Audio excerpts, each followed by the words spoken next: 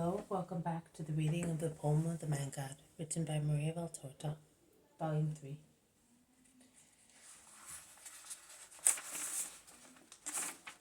The Third Year of the Public Life, Chapter 312, Part 1. The beginning of the third year at Nazareth, while preparing for departure. 29th October 1945. John, James, Matthew, and Andrew have already arrived in Nazareth, and while waiting for Peter, they are walking around the kitchen garden, playing with Margium, or talking among themselves. I do not see anybody else, as if Jesus were not in the house and Mary were busy. As there is smoke coming from the stone oven chimney, I would say that she is in there baking bread. The 4 apostles are glad to be in the Master's house, and they show their joy. Margium says to them 3 times, "Do not laugh like that." His third warning draws the attention of Matthew, who asks, "Why, boy? Are we not right in being happy here? You have enjoyed this place, eh? We are enjoying it now. And Phillips him fondly on the cheek. Margium looks at him very seriously, but he does not reply. Jesus comes in with his cousins, Judas and James, who greet their companions with much affection. They have been separated from them for many days. Mary of Alphaeus, flushed and covered with flour, looks out from the stone oven and smiles at her big boys. The last to arrive is the zealot, who says, "I have done everything, Master. Simon will be here shortly." "Which Simon? My brother or Simon of Jonah?" "Your brother James. He is coming with the whole family to greet you." In fact, a few minutes later, knocking at the door and noisy chattering announced the arrival of the family of Simon of Alphaeus, who is the first to enter holding by the hand a little boy about 8 years old. Behind him there is Salome, surrounded by her group of children. Mary of Alphaeus runs out of the stone oven and kisses her grandchildren, and is very happy to see them there. "So are you leaving again?" asks Simon, while his children make friends with Margium, who, I think, is familiar only with Alphaeus, the boy who has been cured. "Yes, it is time. You will still have wet weather. It does not matter. Springtime is approaching day by day. Are you going to Capernaum?" "I will certainly go there as well, but not at once. I am now going round Galilee and beyond it. I will come to see you when I hear that you are in Capernaum, and I will bring your mother and mine to you. I will be grateful to you. For the time being, do not neglect her. She will be all alone. Bring your children here. They will not become corrupted. You may be sure of that." Simon blushes at Jesus' allusion to his past thoughts, and because of an expressive look cast at him by his wife, who seems to be saying, "Do you hear that? It serves you right." But Simon changes the subject, saying, "Where is your mother?" "She is baking bread. She will soon be here." Simon's children, however, wait no longer, and they go to the stone oven following their grandmother.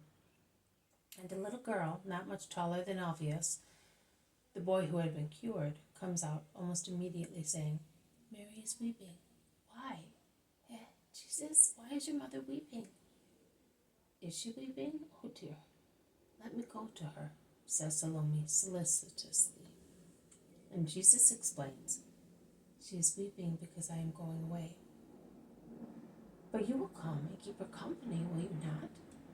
She will teach you how to embroider, and you will make her happy. Will you promise me?"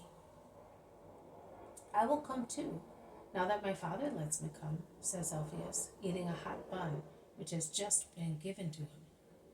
But although the bun is so hot that he can hardly hold it with his fingers, I think it is ice cold compared to the heat suffered by Simon of Alphaeus, who blushes with shame at the words of his little boy. Although it is a rather cold winter morning, with a northern breeze blowing away the clouds in the sky and making one's skin tingle, Simon is sweating profusely, as if it were summertime.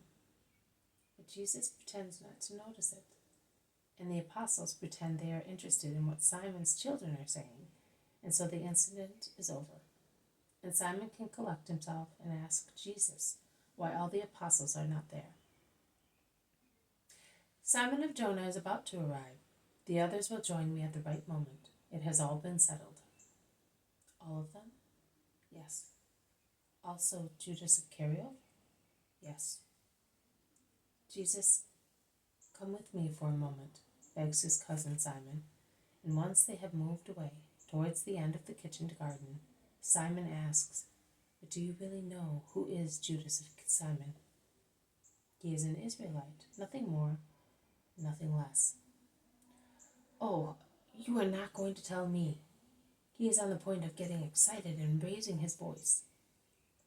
But Jesus calms him, interrupting him and laying a hand on his shoulder, saying, "He is what prevailing ideas and those who approach him have made him." Because, for instance, if he had found an upright soul and an intelligent mind in everybody here, and he lays stress on the words, he would not have been anxious to sin. But he did not find them.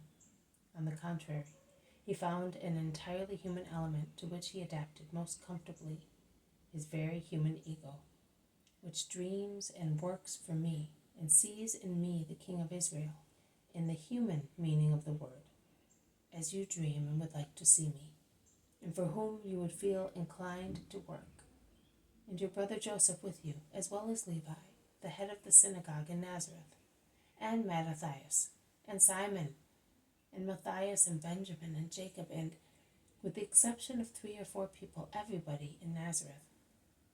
And not only in Nazareth. He has difficulty in perfecting himself, because you all contribute to his perversion. He is the weakest of my apostles, but for the time being, he is but a weak apostle. His impulses are good, his intentions are honest, and he loves me. He loves me in a devious way, but it is still love. You do not help him to separate these good qualities from the bad ones that form his ego. On the contrary, you aggravate them by adding to them your own incredulity and human limitations.